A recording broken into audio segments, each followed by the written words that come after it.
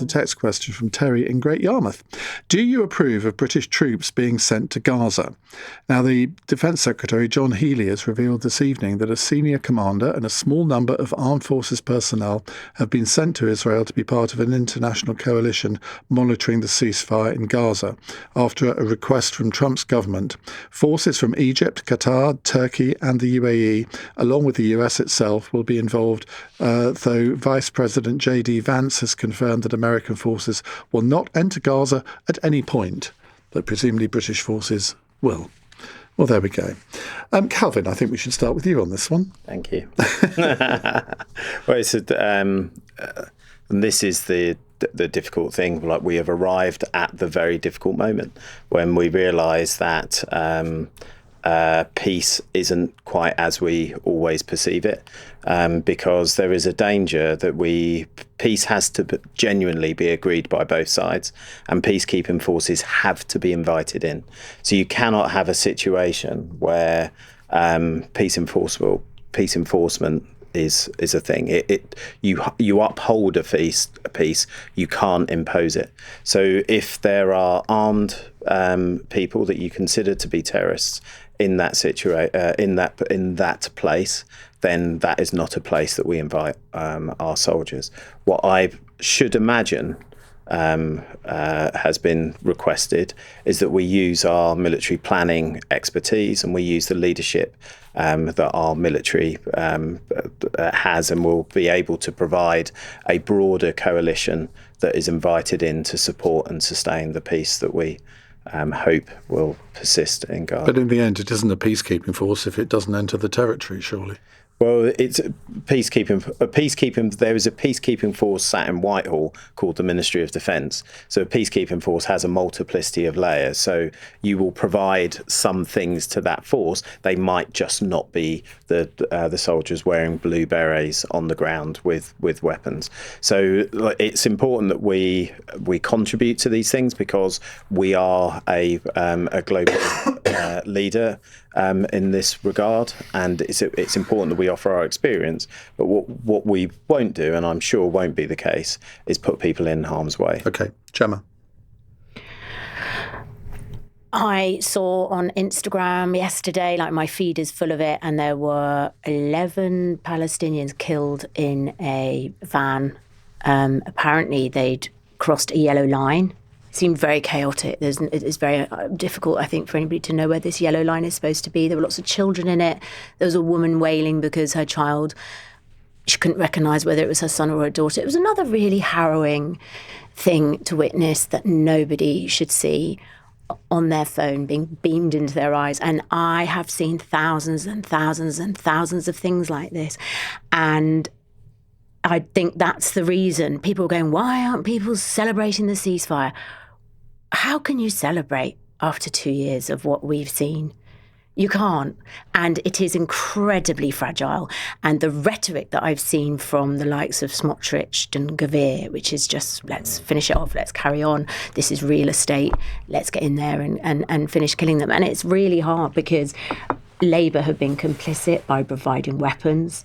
And I really think that for Starmer and the Labour Party, it's their Iraq. I think it's whatever your party does now, there will be many, many, many people who feel like me. I could never vote for your party with Starmer as a leader. Would you not also say, though, I mean, you've mentioned that bus, and I've seen those pictures too. Yeah, I think there's 2 Israeli soldiers. I read about that. But there's also Hamas fighters who are killing collaborators. Now, yes, what I will say is a lot of that, and on either side, there seems to be a lot of propaganda. All I know. Yeah, but you're just talking about the yes, anti-Israeli propaganda, aren't you? Anybody being killed. Anybody killed is vile. I'm a peace-loving person. This isn't about sides. However, in my view, this idea that you exterminate everybody in Gaza and you therefore get rid of Hamas is for the birds. Well, because I think, that's what Israel have been saying. Yeah, who are in the Israeli government. And I feel like the things that children and people have witnessed and suffered, you are going to, unfortunately, in the long term, radicalise people. It's very frightening. Rachel.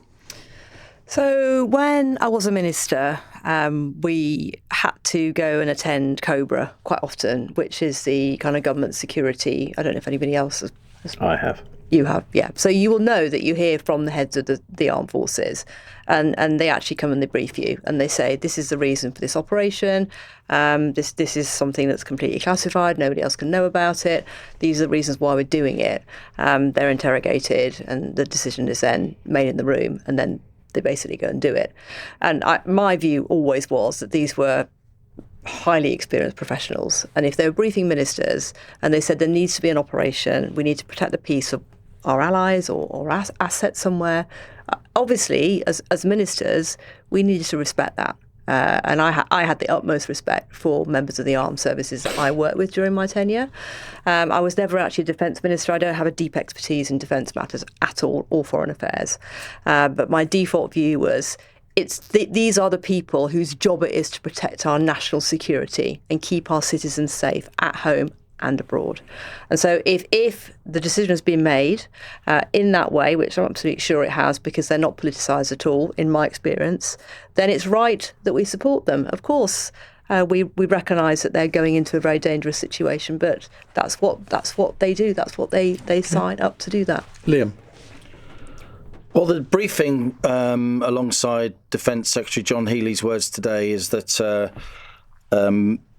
British troops won't be operating inside the Gaza Strip. But then again, on the other hand, it wasn't much more than a week ago that Yvette Cooper was saying that we wouldn't be deploying at all, or there were no plans for us to be deploying at all. So it's clearly a fast-moving situation. Look, in an ideal world, we wouldn't be where we are, and I totally understand the emotion stirred by this issue on both sides, and there are ongoing extremists operating on both sides trying to break the ceasefire.